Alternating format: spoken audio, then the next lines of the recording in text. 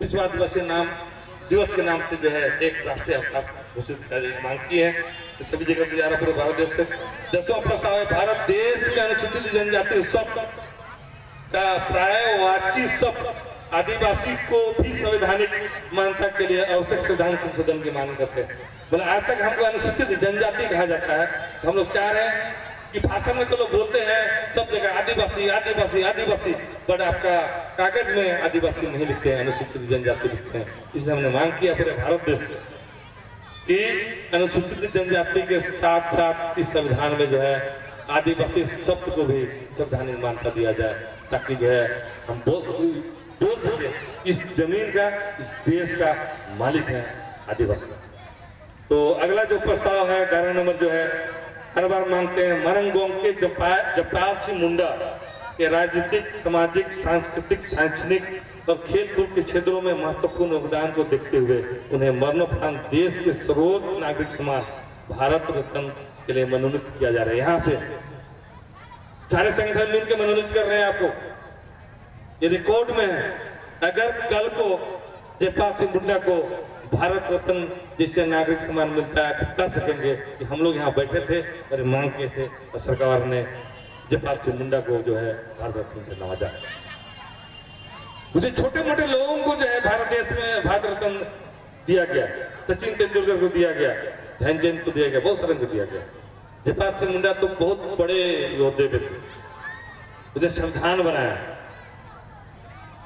बिहार में विपक्ष का लीडर थे, बहुत पढ़े लिखे, खेल में सबसे आगे, भारत का पहला कप्तान हॉकी का, ब्रिटिश इंडिया हॉकी टीम का और गोल्ड मेडल जिताने वाले।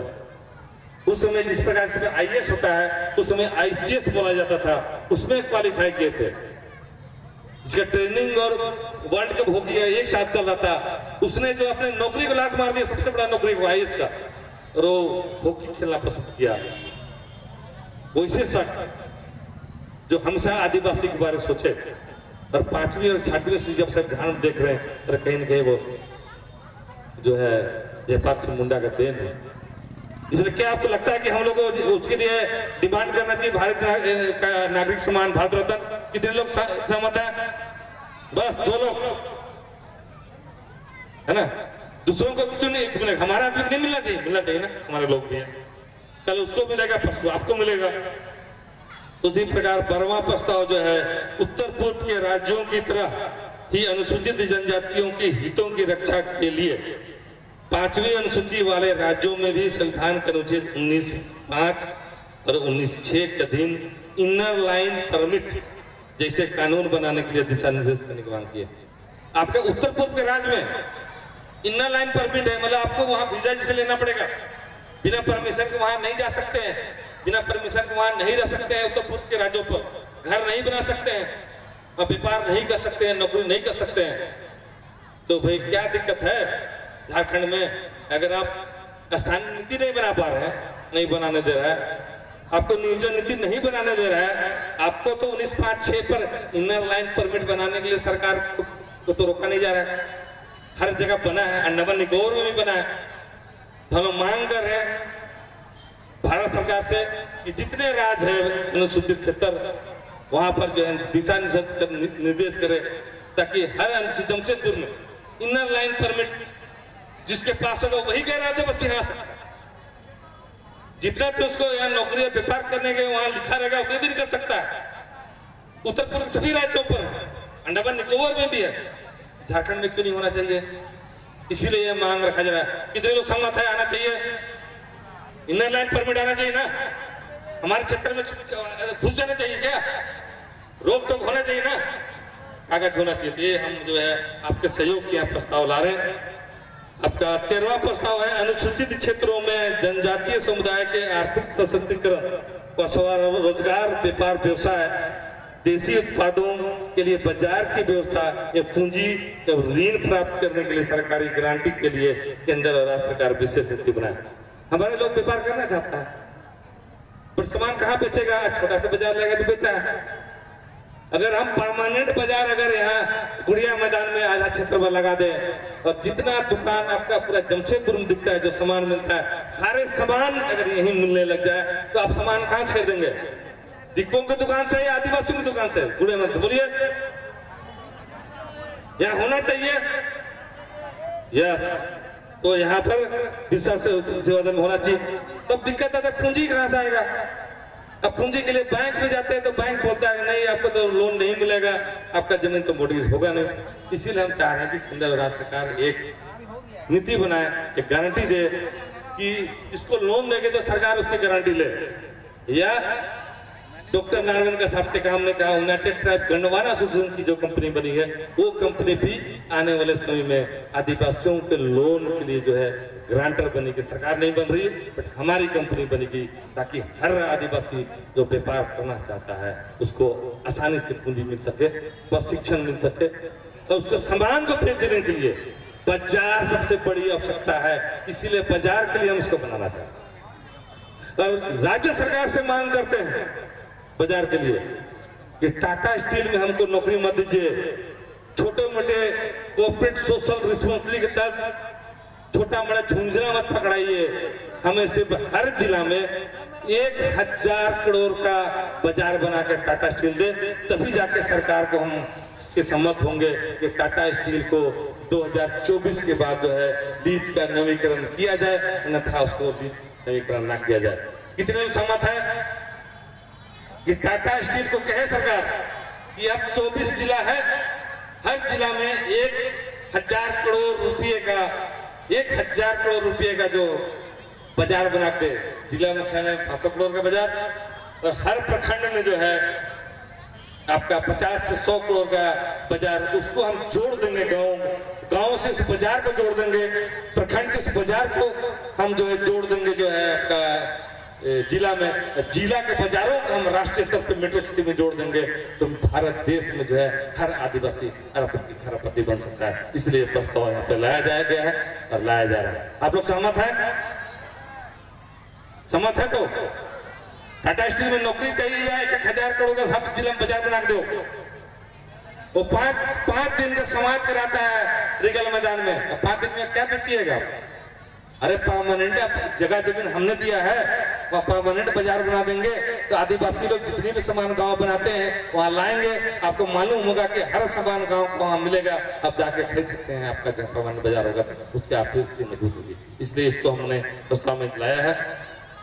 आपका अगला प्रस्ताव है विलुप्त होती जनजातीय भाषाओं के संवर्धन के लिए कुड़ुक, मुंडारी, हो, खड़िया, गोंडी, भीली भाषाओं को 8वीं सूची में शामिल करने की मांग रखते तो ठीक है। 15वां प्रस्ताव है स्वतंत्रता के से बहुत पहले ही उरांव, मुंडा, हो, संथाल, खड़िया जनजातियों को अंग्रेजी सरकार ने असम और अंडमान निकोबार के दुर्गम क्षेत्रों में विभिन्न विभागीय कार्यों के लिए ले जाकर वहां अस्थायी रूप से बसा दिया गया, लेकिन संविधान लागू होने के बाद उन्हें वहां के राज्य सरकार ने अनुसूचित जनजाति की सूची में शामिल नहीं किया है।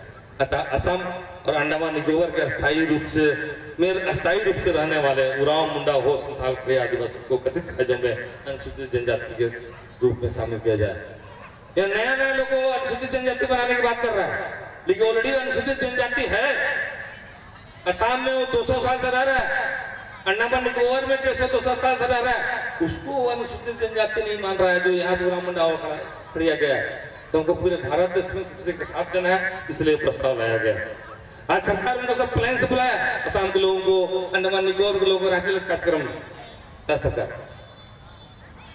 तो ये प्रस्ताव भी हम लोग रखते हैं। 16वां प्रस्ताव है सुप्रीम कोर्ट के समता जजमेंट 1997 एवं RM लोढ़ा जजमेंट 2013 को आधार बनाकर अनुसूचित क्षेत्रों में आदिवासियों व उनके सहकारी समितियों को खनन उद्योग में 100% मालिकाधिकार दिलाने के लिए केंद्र और राज्य सरकारों से विशेष नीति या कानून बनाने की मांग कर रहे हैं। तो ये आपका जो है पेशा में भी आ रहा है लघु माइंस, तो हम लोग चाह रहे हैं कि जो मेजर माइंस है उसमें भी आदिवासियों को ध्यान दे ताकि हम बड़े बड़े कॉर्पोरेट या पूंजीपति बन सके आदिवासी। 17वां आखिरी जो प्रस्ताव है बड़े डैम, बिजली और राजमार्ग परियोजनाओं, उद्योगों में जमीन गंवाने वाला विस्थापित आदिवासियों को कथित परियोजनाओं के लाभ में रॉयल्टी देने एवं हिस्सेदार बनाने की मांग करते हैं कि हम कथित विस्थापितों को मुफ्त बिजली और मुफ्त पानी देने की मांग करते हैं विश्वनगर प्रोग्राम में। तो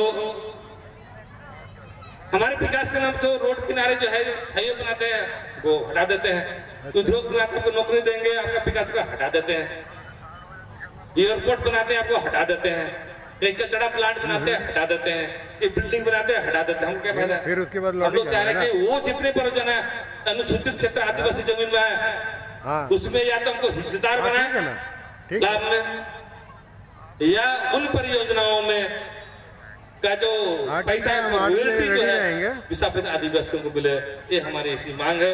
और चूंकि वो सारे बिजली और पानी अच्छा आपके यहाँ आ जाएंगे, वो हमारे क्षेत्र से ले गए हैं, इसलिए वह बिजली और पानी भी जो आदिवासियों को मिलता है वो मुफ्त जो है देने की मांग हम यहाँ से कर रहे हैं। इन्हीं प्रस्तावों के साथ ठीक है। आज हमने 17 प्रस्ताव जो है यहाँ लाया है, ये आपका राष्ट्रपति को भेजा जा रहा है, कल सुबह जाएगा और गृह मंत्री और चीफ जस्टिस ऑफ इंडिया को जाएगा। तो आप लोग जो है इस प्रस्ताव को समर्थन किए, इसलिए बहुत बहुत धन्यवाद और जोहार।